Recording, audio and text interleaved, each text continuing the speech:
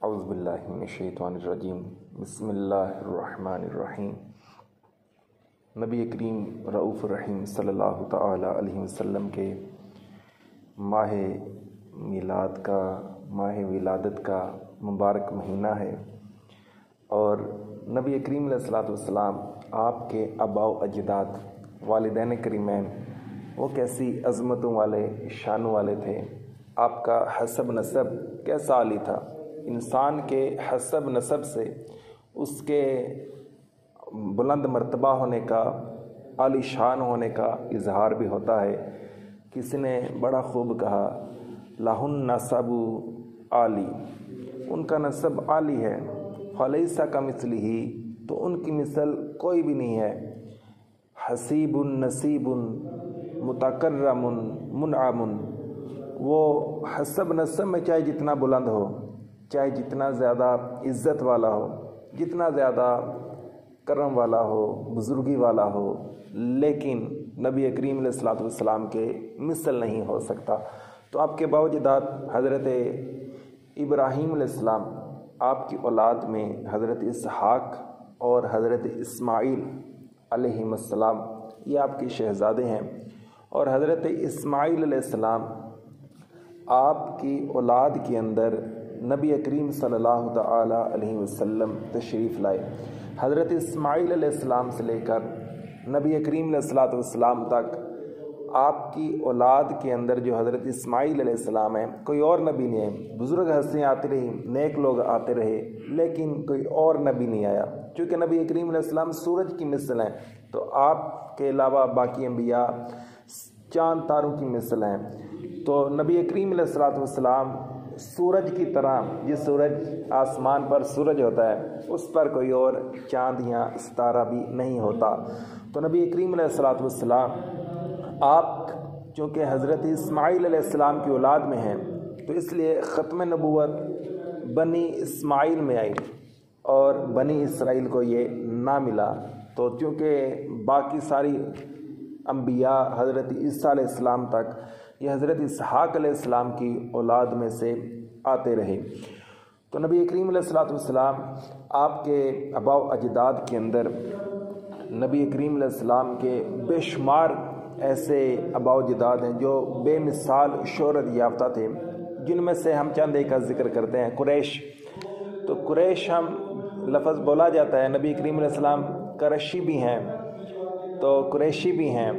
تو قریشی آپ کو کیوں بولا جاتا ہے؟ آپ والدہ کی طرف سے اور والد کی طرف سے قریشی ہیں، یعنی نبی کریم علیہ السلام کے والد اور والدہ کا نسب یہاں پر آ کر مل جاتا ہے۔ تو قریش یہ حضرت فہر بن مالک ان کا لقب ہے۔ قریش کہتے ہیں جو سمندر کے اندر ایک ایسا جانور جو باقی سارے جانوروں پر غالب رہتا ہے اور سب کو کھا جاتا ہے، اس پر کوئی غالب نہیں آ سکتا، تو یہ قریش ہوتا ہے۔ تو چونکہ یہ سارے قبائل عرب پر غالب تھے، ان پر کوئی غالب نہ آ سکا، تو اس لیے ان کو قریش لقب دیا گیا۔ نبی کریم علیہ السلام آپ کے پردادا حضرت ہاشم رضی اللہ تعالیٰ عنہ ان کی طرف آتے ہیں۔ حضرت ہاشم یہ بڑے سخی تھے، ان کے اندر سخاوت بہت زیادہ تھی۔ اب ایک دفعہ ایسا ہوا، عرب کے اندر قحط ہے، بھوک بہت زیادہ ہے، بارشیں نہیں ہو رہی، تو نبی کریم علیہ الصلوۃ والسلام کے پردادا حضرت ہاشم یہ شام میں گئے، ملک شام سے انہوں نے خشک روٹیوں کو خریدا، اور حج کے ایام تھے، مکہ کے اندر آ کر روٹیوں کا چورا کیا، اور سالن کا شوربہ جو اونٹ انہوں نے ذبح کر کے بنایا تھا، اس کے اندر انہوں نے ان روٹیوں کے ٹکڑوں کو بھگو کر سارے حاجیوں کی خدمت کی، کسی کو بھوکا نہیں رہنے دیا۔ تو یہاں سے ان کا لقب ہاشم ہوا کہ یہ روٹیوں کا چورا کرنے والا۔ تو یہ بڑے پیاس تھے اور بڑا ان کے اندر سخاوت تھی۔ نبی کریم علیہ السلام آپ کے دادا کی طرف آتے ہیں، حضرت عبد المطلب رضی اللہ تعالی عنہ، ان کے اندر بہت زیادہ تقویٰ اور یہ تنہائی پسند تھے۔ کئی کئی دن یہ غار حرا کے اندر جا کر قیام کیا کرتے، اللہ کے لیے جو ہے وہ روزہ رکھا کرتے، عبادت کیا کرتے، اور ان کی پیشانی کے اندر نور نبوت نبی کریم علیہ السلام کا یہ چمکا کرتا تھا۔ حضرت عبد المطلب آپ کی یہ ادائیں تھیں گویا کہتے ہیں نا کہ خاندان کے جو بڑے ہوتے ہیں ان کی ادائیں اولاد کے اندر بھی آتی ہیں، تو یہ ان کے اندر بھی یہ ادائیں آتی رہیں، اور نبی کریم علیہ السلام آپ کے اندر اپنے دادا کی یہ ساری عادتیں موجود تھیں۔ آپ بھی غار حرا کے اندر جا کر قیام کیا کرتے، عبادت کیا کرتے۔ تو حضرت عبد المطلب رضی اللہ تعالیٰ عنہ جب کہ مشکلات آتی، پریشانیاں آیا کرتی لوگوں پر، تو ان کو وسیلہ بنا کر دعا کیا کرتے اور لوگوں کی پریشانیاں دور ہوا کرتی۔ حضرت عبد المطلب رضی اللہ تعالیٰ عنہ انہی کے دور کے اندر فیل والا واقعہ بھی ہوا۔ پوری قرآن پاک کی صورت ہے سورہ فیل، ہاتھیوں والا واقعہ، ابرہا والا واقعہ مشہور واقعہ ہے، اس کی طرف ہم نہیں جاتے۔ ابرہا کے واقعہ کے اندر بھی آپ کی شان اور عظمت کا ظہور ہوتا ہے۔ تو نبی کریم علیہ السلام آپ کے والد کی طرف آتے ہیں، والد محترم حضرت عبداللہ رضی اللہ تعالی عنہ، ان کے بھی پیشانی کے اندر نور نبوت چمکا کرتا، اور اتنے حسین و جمیل تھے یہ، تقوی والے، عبادت والے، کہ لوگ مکہ کے اندر ہر ایک ان کے ساتھ رشتہ جوڑنا چاہتا تھا، اور جتنی بھی خوبصورت سے خوبصورت خاتون تھی ان کے ساتھ نکاح کرنا چاہتی تھی۔ اور عبد المطلب رضی اللہ تعالیٰ عنہ اپنے بیٹے کے لیے ایسی بیوی تلاش کر رہے تھے جو خوبصورتی کے اندر بھی اعلیٰ ہو، حسب نسب میں بھی اعلیٰ ہو، اور تقوی پرہیزگاری کے اندر بھی بہت ہی اعلیٰ مقام رکھتی ہو۔ تو یہ رشتہ تلاش کرنے کے اصول کہ رشتہ کیسا تلاش کرنا چاہیے، تو تقوی پرہیزگاری، اس کی دینداری بھی دیکھنی چاہیے۔ تو حضرت عبداللہ ایک دفعہ شکار پر گئے، اور شکار کرتے ہوئے ایک چند یہودیوں نے ان کو دیکھا، چونکہ ان کی پیشانی کے اندر نور نبوت چمکتا تھا، تو انہوں نے پہچان لی کہ یہ نبی آخر الزماں کے والد محترم ہیں۔ تو انہوں نے چاہا کہ ان کو یہیں پر ہم قتل کر دیتے ہیں تاکہ نہ رہے بانس نہ بجے بانسری۔ تو انہوں نے ارادہ بنایا قتل کرنے کا۔ اتنے میں ایک ایسی مخلوق ظاہر ہوئی جو اس دنیا کے لوگوں سے مشابہت ہی نہیں رکھتی۔ ان لوگوں نے حضرت عبداللہ رضی اللہ تعالیٰ عنہ ان کا دفاع کیا اور ان کو بچایا، ان سارے یہودیوں کو مار دیا اور ان کو حفاظت کے ساتھ گھر پہنچا دیا۔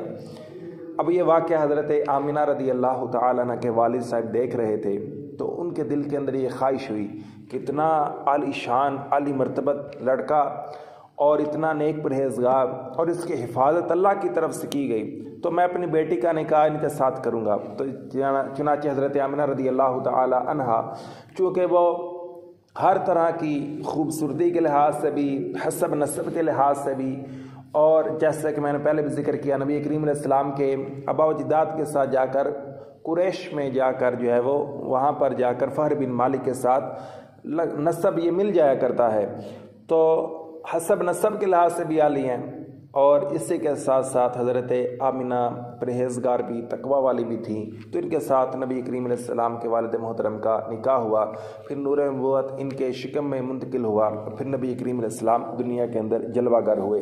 تو بہرحال یہ آپ کے باوجداد ہیں، عالی مرتبت، عالی شان۔ تو نبی کریم علیہ السلام کے باوجداد جیسا بھی کوئی نہیں، اور بعض لوگ اس آڑ کے اندر نبی کریم علیہ السلام کے والدین کو برا بلا کہتے ہیں۔ تو نبی کریم علیہ السلام آپ کے جتنے آباء و اجداد ہیں سارے دین حق پر رہے۔ آپ کے والدین حضرت عبداللہ، حضرت آمنہ، یہ بھی حق پر تھیں اور مومن ہیں۔ اس کے بارے میں کئی لحاظ سے ایمان ان کا ثابت کیا جا سکتا ہے۔ ایک تو یہ کہ سارے حضرت ابراہیم علیہ السلام کے دین پر تھے، لہٰذا مومن ہوئے۔